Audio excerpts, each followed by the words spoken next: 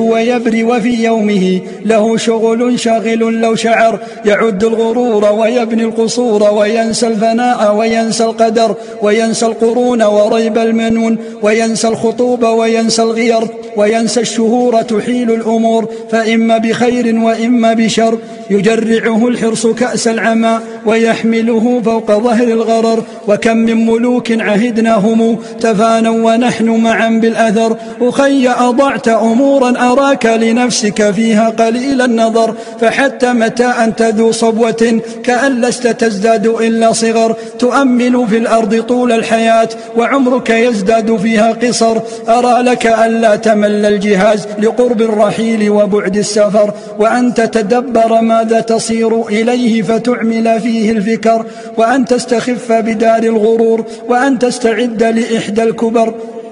هي الدار دار الأذى والقذى ودار الفناء ودار الغير ولو نلتها بحذافيرها لمت ولم تقض منها الوطر لعمري لقد درجت قبلنا قرون لنا فيهم معتبر فيا ليت شعري أبعد المشيب سوى الموت من غائب ينتظر كأنك قد صرت في حفرة وصار عليك الثرى والمدر فلا تنس يوما تسجى على سريرك فوق رقاب البشر وقدم لذاك فإن الفتى له ما يقدم لا ما يذر ومن يك ذا سعة في الغنى يعظم ومن يفتقر يحتقر ترى العمر يضرب أمثاله لنا ويرينا صروف العبر فلا تأمنن له عذرة فكم من كريم به قد عثر فلا تأمنن له عذرة فكم من كريم به قد عثر يحول على المرء حتى تراه يشرب بعد الصفاء الكدر وحتى تراه قصير الخطى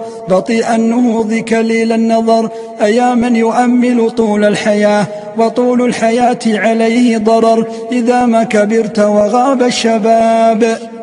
ما كبرت وغاب الشباب فلا خير في العيش بعد الكبر.